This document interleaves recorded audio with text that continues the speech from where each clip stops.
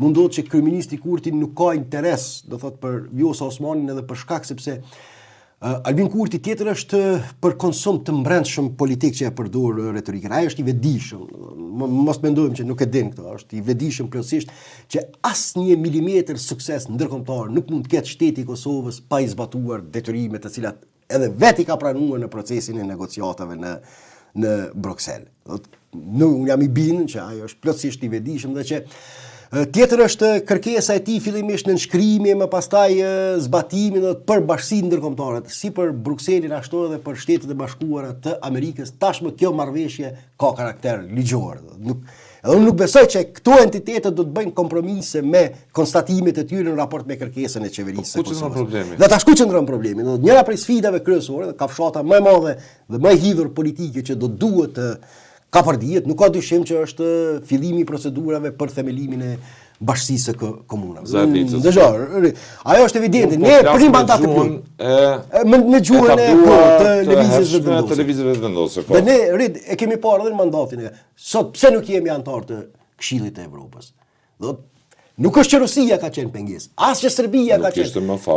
As nuk ishte prezente. Bilim shanca ideale ka qenë pikërisht për shkak të përjashtimit të Rusisë, që shfrytëzohet ky momentum politik e diplomatik që Kosova të bëhet pjesë e kësaj strukture jashtëzakonisht të rëndësishme ndërkombëtare sa i përket drejtave të njerëzit e tjera në konsolidim të shtetsisë. Dhe ne nuk jemi pjesë e këtyre forumeve, dhe kemi dështuar ose ku është procesi sa i përket aplikimit për fillimin për antarësim në Bashkimin Evropian. Ende as që është shqyrtuar nga Brukseli, as që është marrë në konsiderat. Dhe Albin Kurti mos mendon që nuk e din që arsyet e këtij stagnimi ndërkombëtar janë të lidhura ekskluzivisht me mos fillimin e procedurave për zbatimin e detyrimeve të këtilla. Dhe tash kjo është përse ka arsye zoti Kurti të ketë mendje, dilema për të dhënë mbështetje ose jo zonës Osmani.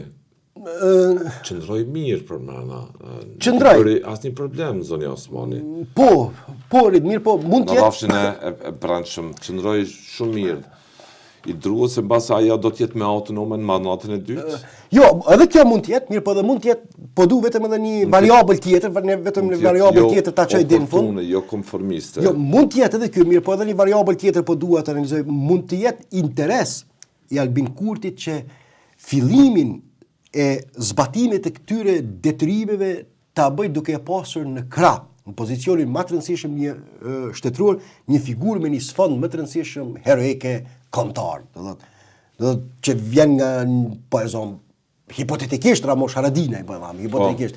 Nuk është që ka indikacione që do ta mbështetë lëvizjeve vendosje Ramosh Haradinaj, por një personalitet i kësaj natyre, një personalitet i kësaj natyre, edhe i cili edhe pse nuk ka shumë mbështetje elektorale, por i duhet për ta kompensuar këtë anë tjetër që të ketë legjitimitet në sytë e opinionit publik fillimi i zbatimit të këtyre detyrimeve që Albin Kurti është i vetëdijshëm që ai mund të mos i zbatojë ato sot 10 vjet, por në planin ndërkombëtar vetëm do të jenë duke u përkesuar fati i Kosovës nëse nuk çelet dera e përshpejtimit të procedurave të parafrimit me strukturat euroatlantike. Ne do të mbesim këtu sot 1 vjet, 10 vjet, 2 dekada, pa ose vetëm nëse ndron ndonjë komplet rendin ndërkombëtar. Për aq ku sa janë këto parametra, tashmë situata është e qartë, ne asnjë milimetër nuk mund të lëvizim në këtë drejtim, dhe sa i përket qoftë antarësimit në NATO, që është jashtëzakonshëm, sepse është e qartë edhe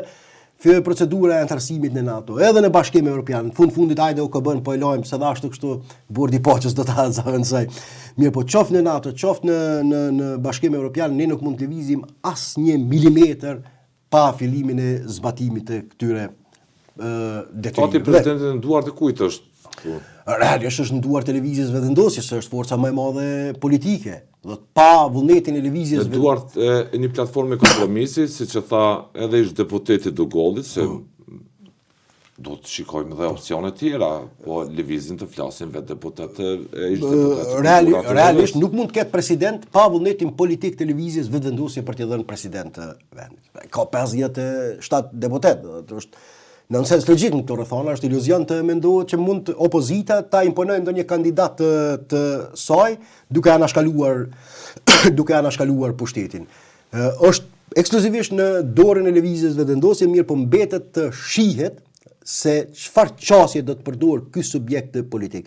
A është e interesuar mirëfilli që në bashkëpunim me opozitën ta gjejë një figurë konsensuale të pranueshme për të dy palët, apo ta përdor këtë temë si pretekst për iniciimin e një blokade dhe krize të re politike, duke u nisur nga kalkulimet për të përfituar kohë më shumë për shkak të këtyre detyrimeve që i ka shteti i Kosovës.